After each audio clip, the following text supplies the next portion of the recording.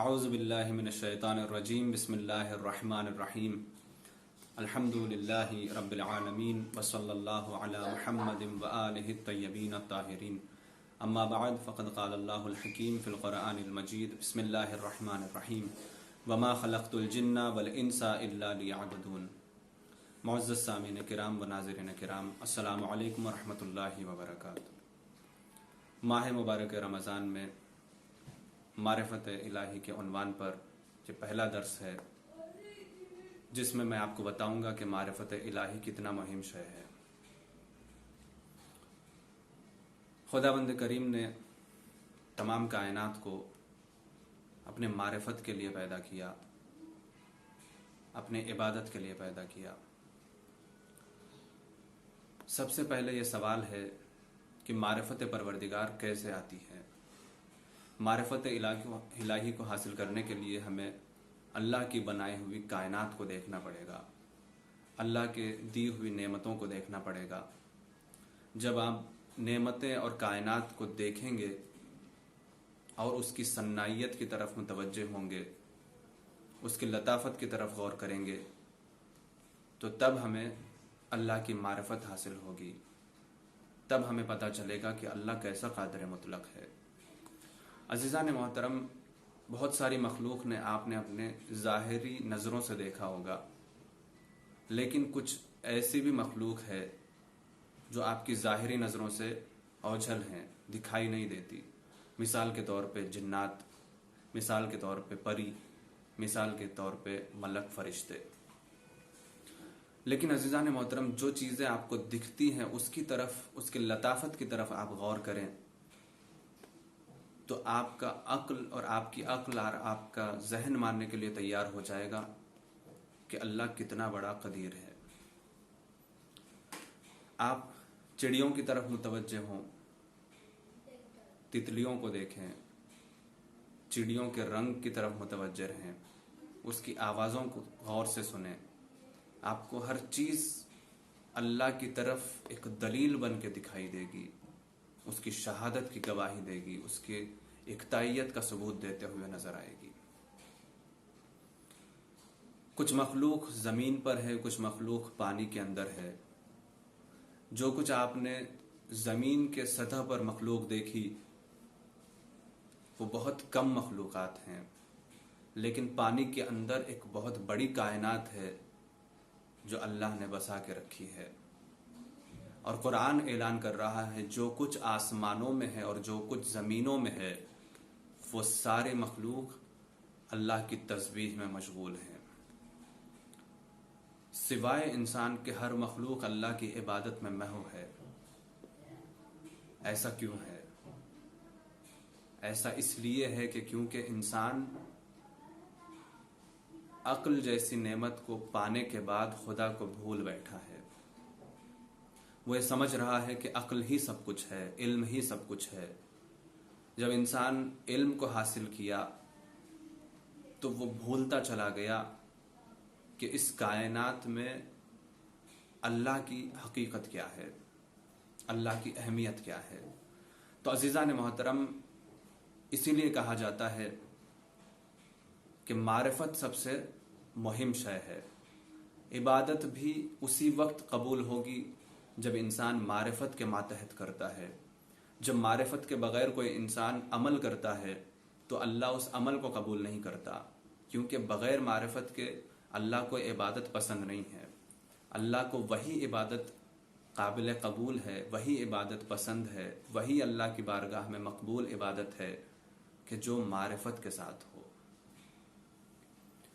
معرفت کے بغیر عمل ویسا ہی ہے جیسے کاغذ کا پھول جس میں کوئی خوشبو نہیں رہتی اور جسے کوئی گلے لگانا نہیں چاہتا۔ اور معرفت کے ساتھ عبادت ویسے پھول کو کہتے ہیں کہ جس سے نہ صرف خوشبو آتی ہے بلکہ وہ خوشبو پوری دنیا کو معطر کر دیتی ہے۔ اللہ کو ایسی عبادت چاہیے جو معرفت کی خوشبو دے۔ عزیزان محترم، ماہ رمضان بہترین موقع ہے اللہ کی معرفت حاصل کرنے کا۔ یہ بہترین وقت ہے اللہ کی عبادت کرنے کا۔ کیونکہ اللہ نے اس مہینے میں اتنے برکتیں اور اتنی رحمتوں کو نازل فرمایا کہ انسان عمل کرنے کے لیے کوشش کرتا رہے تو اللہ ایک عمل کے بدلے 1000 نیکیاں دینے کے لیے تیار ہے۔ ایک قرآن کی آیت اگر انسان پڑھنا چاہے گا تو اس ماہ مبارک رمضان میں اللہ ایک قرآن کا ثواب دے گا۔ دیکھیں وہ کتنا کریم ہے، دیکھیے وہ کتنا رحیم ہے۔ ہمیں عمل سے پیچھے ہٹنا نہیں چاہیے، بلکہ معرفت کے ساتھ عمل کے میدان میں آگے قدم بڑھانا چاہیے۔ عزیزان محترم، معرفت 2 چیزوں کے ذریعے سے آپ کو شروع میں حاصل ہوگی۔ ایک اللہ کی مخلوق کو دیکھنے کے بعد اللہ کی معرفت ہوگی، اور دوسرے اللہ کی دی ہوئی نعمتوں کو پر غور کریں تو اللہ کی عبادت، اللہ کی معرفت حاصل ہوگی۔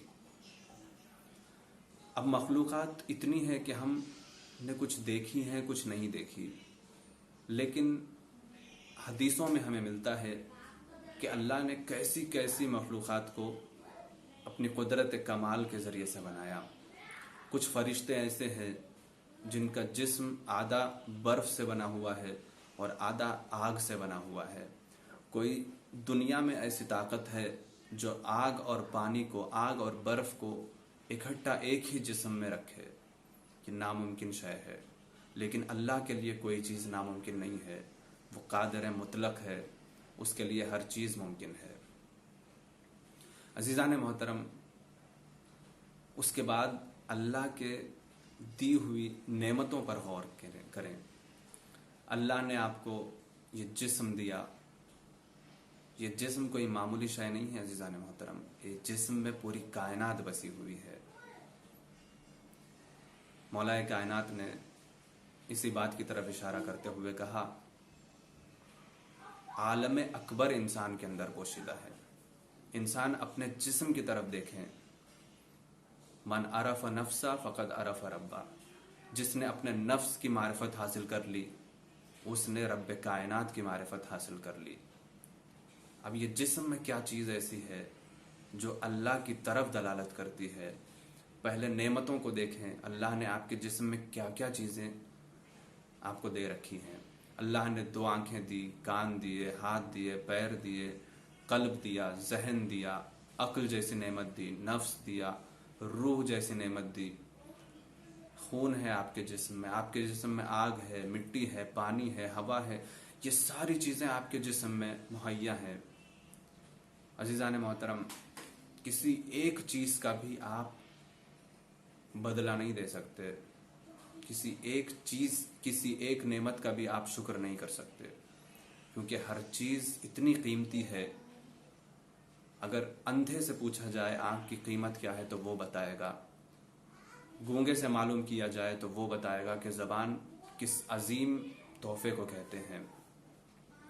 عزیزان محترم، مردے سے جا کے اگر کوئی پوچھے تو وہی بتا سکتا ہے کہ زندگی کی حقیقت کیا ہے، زندگی کی اہمیت کیا ہے۔ تو عزیزان محترم، اللہ نے ہر شے کو، ہر نعمت کو آپ کے سامنے رکھ دیا اور یہ کہا کہ تم میری بس عبادت کرو، تم میری معرفت حاصل کرو اور تم میرے راستے پر گامزن ہو جاؤ۔ اس سے اللہ کا کوئی فائدہ نہیں ہے۔ اگر ہم عبادت کریں تب بھی ہمارا ہی فائدہ ہے۔ عبادت کرنے یا نہ کرنے سے اللہ بڑا یا چھوٹا نہیں ہوتا۔ اللہ تب بھی اللہ ہے جب آپ نماز پڑھیں گے، تب بھی اللہ ہی رہے گا جب آپ نے نماز کو ترک کر دیا۔ اللہ ایسا مددگار ہے کہ اللہ آپ کی مشکلوں میں سہارا بن جاتا ہے، آپ کے درد کو، آپ کے دکھ کو سنتا ہے، آپ کی پریشانیوں کو دور کرنے کے لیے تیار ہے۔ آپ کو بس یہی کہہ رہا ہے کہ ایک قدم میری طرف بڑھاؤ، میں 1000 نیکیاں تمہاری طرف آگے کر دوں گا۔ تو عزیزان محترم، معرفت الہی کے ساتھ عبادت کیا کریں تاکہ وہ عبادت آپ کی قابل قبول ہو سکے۔ اللہ بے انتہا خوش اس وقت ہوتا ہے جب انسان معرفت کے ساتھ اس کی عبادت کرتا ہے۔ لہٰذا آئیں عزیزان محترم، ہم سب مل کر ایک قدم معرفت الہی کی طرف آگے بڑھائیں۔ جب معرفت اب ہمارے دل میں آئے گی تو عبادت کا جو مزہ ہوگا اس کا مزہ کچھ اور ہی ہوگا۔ وآخر دعوانا ان الحمد للہ رب العالمین، والسلام علیکم ورحمۃ اللہ وبرکاتہ۔